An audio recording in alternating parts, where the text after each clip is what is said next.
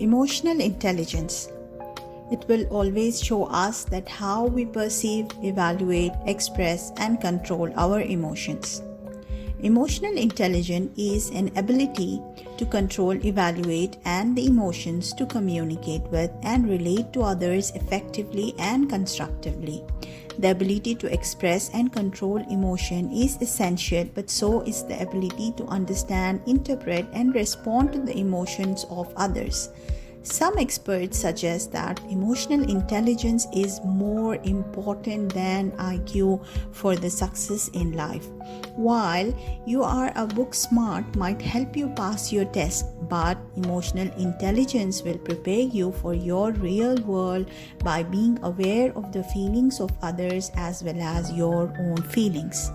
So how do I know if I am emotionally intelligent? Number 1, an ability to identify and describe what people are feeling. An awareness of personal strengths and limitations.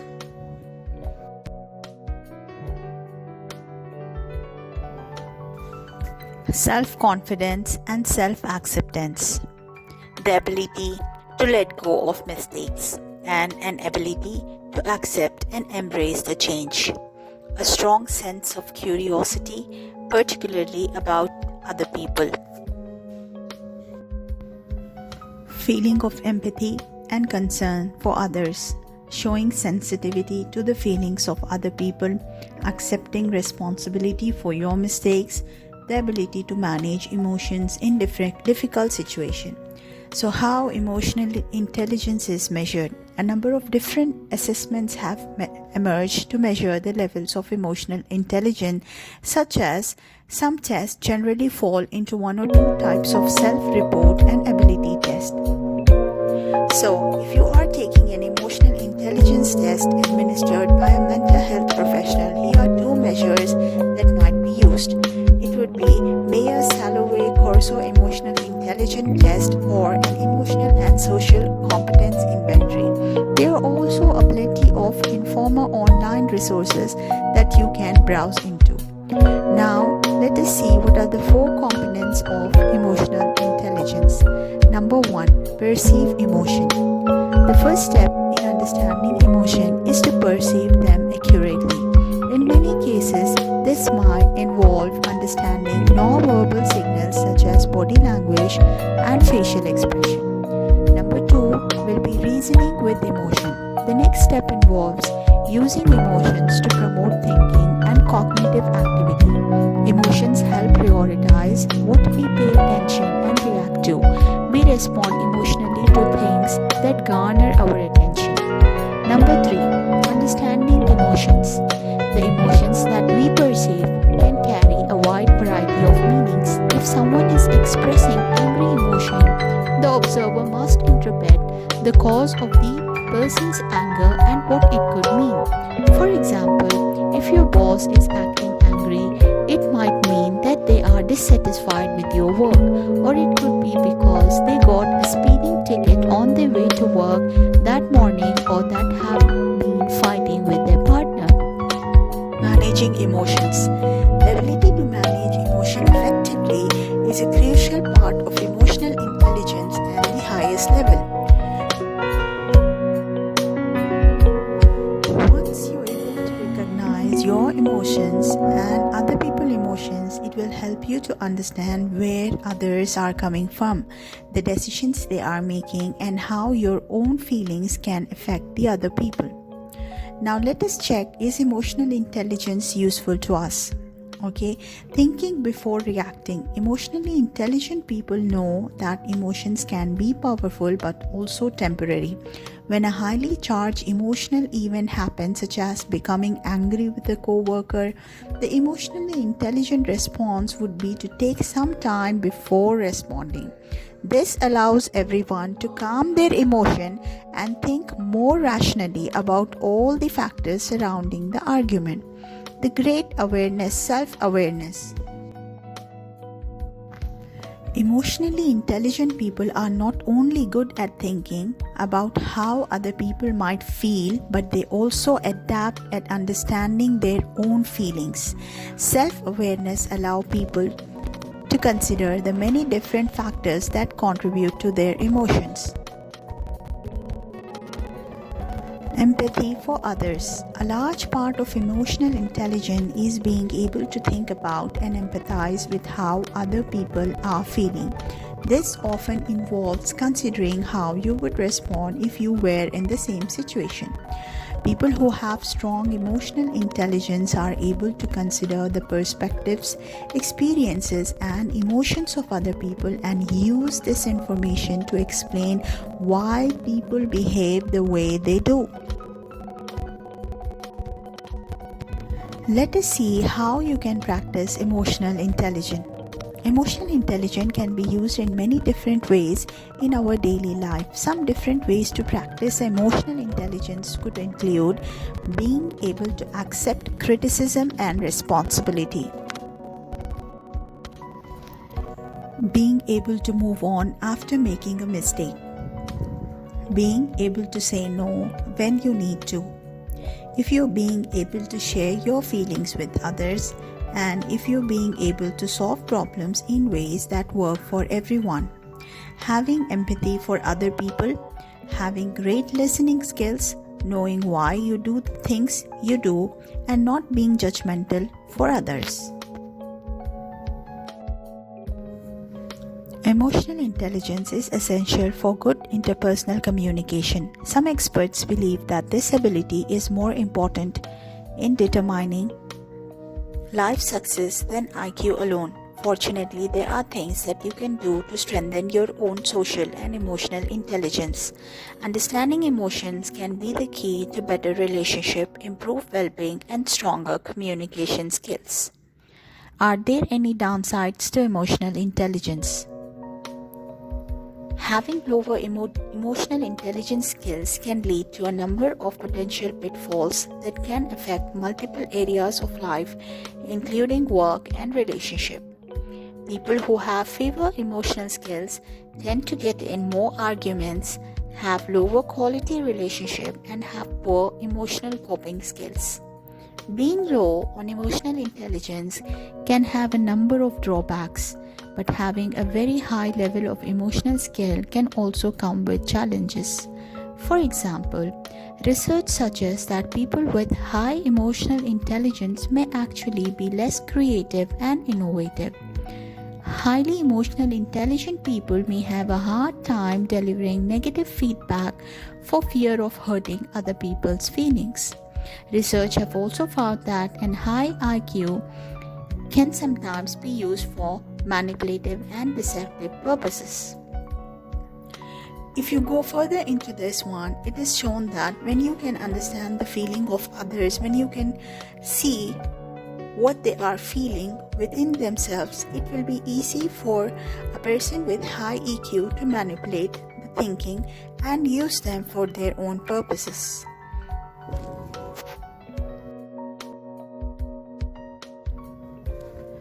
Can I boost my emotional intelligence? Oh yes, while some people might come by their emotional skills naturally, some evidence suggests that this is an ability that you can develop and improve. For example, in 2019, a randomized controlled trial found that emotional intelligence training could improve emotional abilities in workplace settings. Being emotionally intelligent is important, but what steps can you take to improve your own social and emotional skills? Here are some steps. Number 1 is listen. If you want to understand what other people are feeling, the first step is to pay attention. Take the time to listen to what people are trying to tell you, both verbally and non-verbally. Body language can carry a great deal of meaning. When you sense that someone is feeling a certain way, consider the different factors that might be contributing to that emotion. Number 2, empathize. Picking up on emotion is critical. But we also need to be able to put ourselves into someone else's shoes in order to truly understand their point of view. Practice empathizing with other people. imagine how you would feel in their situation. Such activities can help us build an emotional understanding of a specific situation as well as develop stronger emotional skills in the long term. Reflect. The ability to reason with emotion is an important part of emotional intelligence. Consider how your own emotions influence your decisions and behavior. When you're thinking about how other people respond, assess the role that their emotions play. What is the person feeling this way? Why is this feeling in this way? Are there any unseen factors that might be contributed to this feeling? How do your emotions differ from theirs?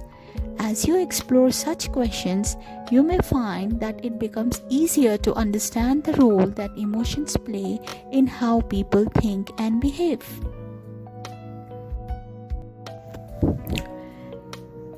Let us discover how emotionally intelligent you are. Let us understand this question and the possible answers to it. Number 1, 2 of your friends are fighting. So what you will do in this case? You will try to help them understand each other's point of view, or you avoid both of them until the fight is over, or let them vent their emotions to me, or pick a side and badmouth the other friend. The possible answer for a highly emotional intelligent person would be try to help them understand each other's point of view. Number 12. The next question is, your friend tells you she has suffered a miscarriage. How do you respond? First, will you give her some time to herself, or allow my friend to express her feeling and offer my support? Or convince her to go out with some friends to get her mind off it, or spend time with her but avoid talking about her loss? The possible answer for a highly emotionally intelligent person in this section would be allow my friend to express her feelings and offer my support. Going to the third question, when you are facing an unpleasant task, you tend to put it off until the last minute, not do it at all, or make a plan and work on it a little each day, or get it over with as soon as possible. If you are a person with high emotional intelligence, you would choose the answer that you will make a plan and work on it a little each day. Coming to the fourth question, your child throws a fit when you tell them that they cannot have candy at the store. You will talk to them about how they are feeling, or you will buy them the candy to get them to quiet down, or you will quickly gather our things and leave the store, or let them cry and try to ignore. And in this case, if you are a highly emotionally intelligent person, you would talk to them about how they are feeling. Coming to number 5, during a heated argument, you are most likely to shut down and stop responding to the other person, or give in and apologize to quickly end the argument, or you would start insulting the other person, or you will call for a short break before resuming the discussion. If you are a highly emotionally intelligent person, you will call for a short break before resuming the discussion, because in this time you can take your own time to think out of the box and come to a conclusion and get stable. Number 6. When making an important decision, you tend to rely on direction from other people, or guess randomly, or follow my instincts, or go with the easiest option. Usually, if you are a highly intelligent person, emotionally intelligent, you would choose to follow your instincts. Number 7. Which of the following statement will best describes you? I am unable to maintain close relationship, or I have an easy time making friends and getting to know new people, or I have to really get to know someone before they become a good friend, or I find it difficult to meet people and make friends. Usually, a person with high emotional intelligence will have an easy time making friends and getting to know new people. Number 8. If you get a poor review on a task that you put a lot of effort into, how do you deal with the situation? You will berate and criticize your own work, think about the ways I could have improved the project, or you will decide the work is stupid and stop putting forth any best efforts, or you will confront the person who assigned it and demand a better review. Usually, if you are a person with a high emotionally intelligent, you will always think about the ways that could have improved the project. Number 9. Your co-workers has an annoying habit that seems to get worse day by day. You tell that my co-worker what is bothering me, or you talk about my co-worker behind their back, or you will suffer in silence, or you will make a complaint about the behavior to my supervisor. Usually, if you are a person with high emotional intelligence, you would tell my coworker what is bothering me. Number 10, and the last question that will allow you to judge if you are high in emotional intelligence. You are already overworked when your boss assigns you another big project. How do you feel? Depressed and sure that I can never finish it at all? Overwhelmed by the task before me? Angry with my boss hasn't noticed how overworked I am? Or anxious about getting all the work done? If you are a highly emotional intelligent person, you will make sure that you will be overwhelmed by the task before me.